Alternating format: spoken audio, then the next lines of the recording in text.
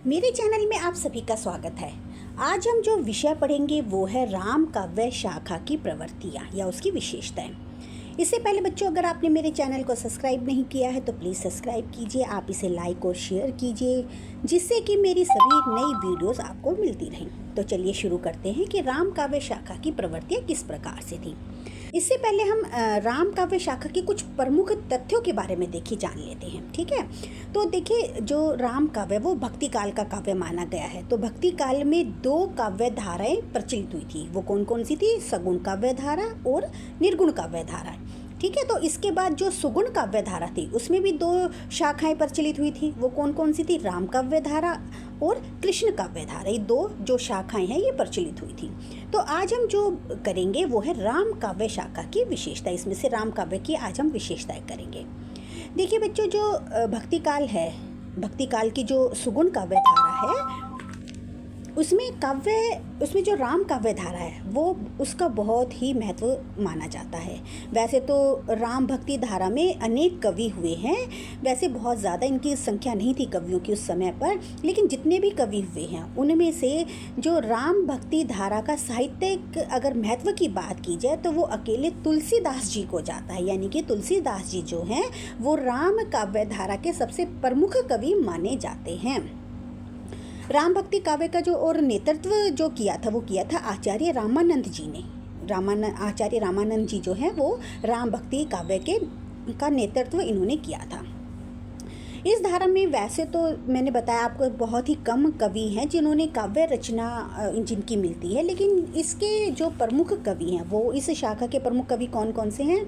तुलसीदास जी, महाकवि केशव, अग्रदास, नाभादास, हृदयराम, रामानंद, प्राणचंद चौहान, ईश्वरदास, ये प्रमुख कवि हैं। इन्होंने इस शाखा के साहित्य को विकसित करने में बहुत ही सहयोग दिया है।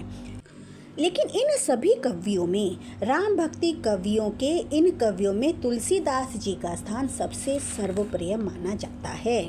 यानी कि उनका जो स्थान है वो सबसे ऊपर माना, सबसे प्रमुख कवि वो माने जाते हैं। इस धारा में तुलसीदास जी के अलावा लगभग जो सभी कवि थे उन्होंने जो भी अपनी रचनाएं की हैं वो मुक्तक या खंड काव्य की रचना की है। यानी कि इस समय पर दो प्रकार की रचनाएं हुई थी, एक प्रबंध और एक मुक्तक। तो जो तुलसीदास जी के अलावा अगर जो बाकी कवि थे उन्होंने मुक्तक काव्य की रचना की थी, तुलसीदास जी ने प्रबंध की थी। इस युग के तुलसीदास जी के काव्य को संपूर्ण माना गया है क्योंकि राम काव्य धारा की जो सारी विशेषताएं हैं वो तुलसीदास जी के काव्य में समाहित हैं। तुलसीदास जी के रामचरितमानस को जो है सबसे प्रमुख ग्रंथ माना गया है। इसमें इन्होंने रामचंद्र जी के बाल रूप से लेकर मर्यादा पुरुषोत्तम उनके पूरा उन्होंने वर्णन किया है। राम की उन्होंने वंदना भी इस रामचरितमानस में, इस ग्रंथ में उन्होंने की है।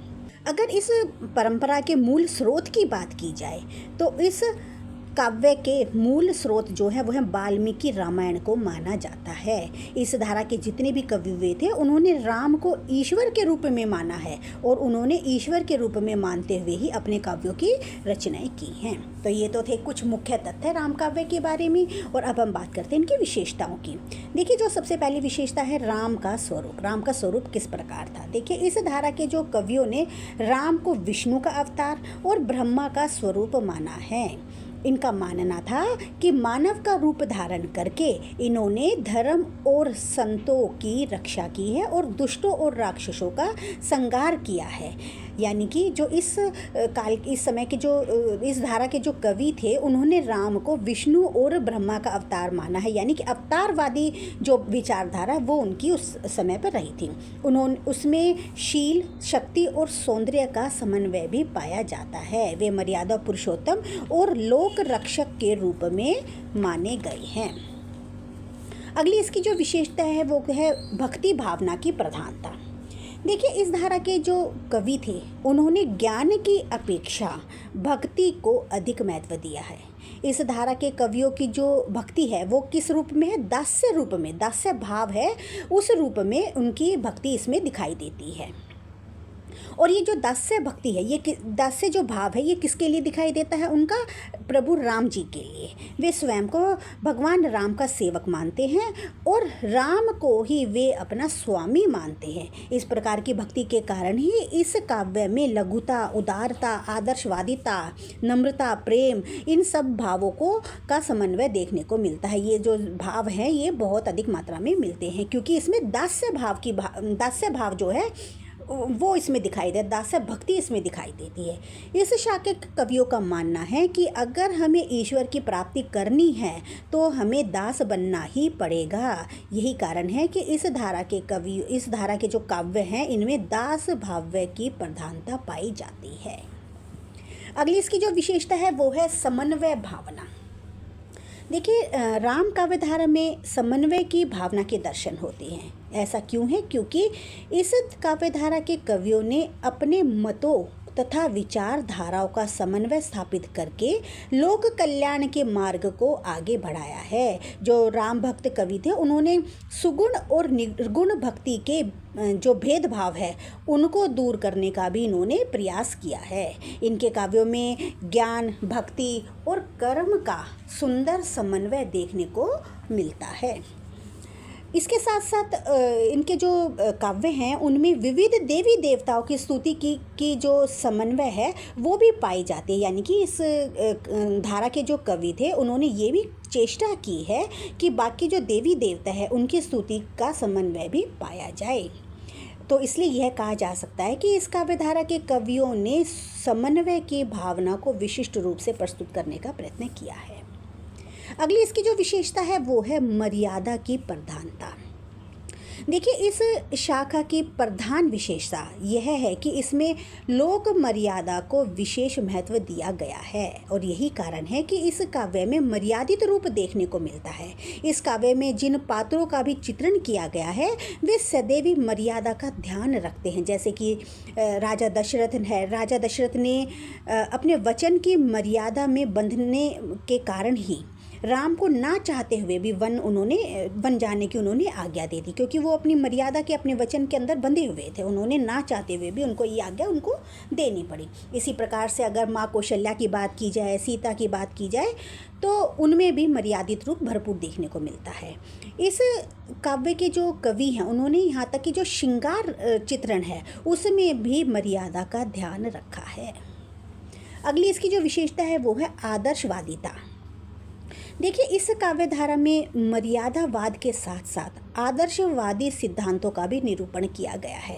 इस काव्य धारा में आदर्श माता पिता, पुत्र, भाई, पत्नी तथा आदर्श प्रजा के दर्शन होते हैं। इसी आदर्शवादिता के कारण ही जो है सीता माता जो हैं और लक्ष्मण महलों के सुख को छोड़कर राम के साथ चल दिए थे, क्योंकि वो आदर्शवादिता इसमें भरपूर है। इसलिए उन्होंने आदर्शवादिता के कारण ही वो उनके साथ चले थे।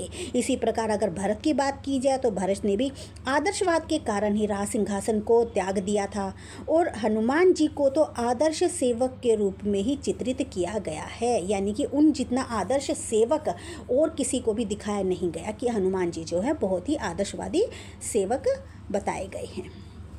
इसकी जो अगली विशेषता है वो है काव्य रूप। देखिए, जो राम काव्य धारा है उसमें प्रबंध और मुक्तक ये दो रूप उसके काव्य के पाए जाते हैं।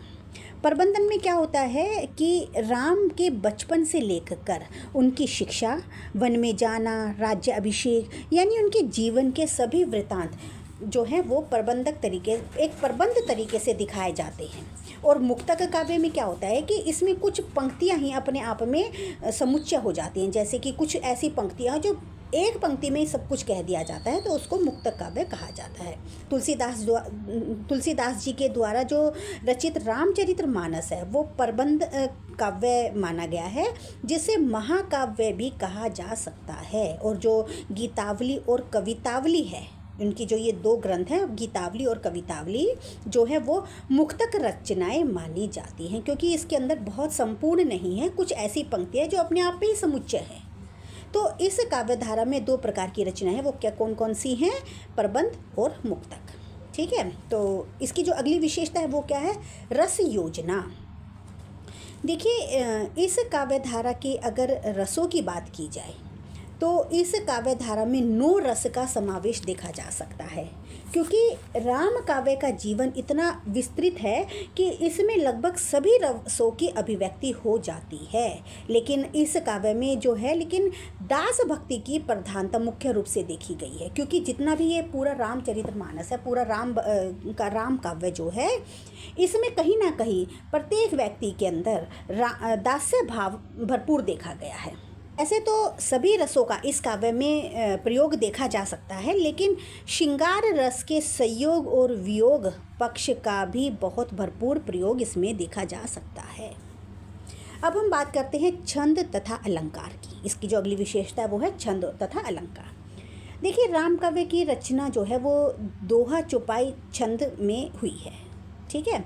तो इसके अतिरिक्त लेकिन और भी बहुत से छंद पाए गए हैं इसमें। कौन कौन से हैं, जैसे कुंडलिया, छप्या, कवित, तोमर, इन जैसे छंदों का भी इसमें प्रयोग देखा जाता है। अगर अलंकार की बात की जाए तो इस काव्यधारा के कवियों ने अधिकांश रूप से उपमा, रूपक, उत्प्रेक्षा, अतिशयोक्ति जैसे अलंकारों का भरपूर प्रयोग किया है। अब इसकी जो अगली विशेषता है वो है भाषा शैली। देखिए इस काव्य धारा की जो प्रमुख विशेषता यह थी कि इसमें अवधी और ब्रिज दोनों ही भाषाओं का प्रयोग किया गया है। तुलसीदास ने अपने प्रसिद्ध ग्रंथ रामचरितमानस की जो रचना की थी वो अवधी भाषा में की थी, और इसके अतिरिक्त उन्होंने जो विनय पत्रिका, कवितावली, गीतावली इनकी जो रचनाएं की थी वो ब्रिज भाषाओं में की थी। तो इसलिए कह सकते हैं कि इस काव्य धारा के जो कवि थे उनका अवधी और ब्रिज भाषा पर पूर्ण अधिकार था।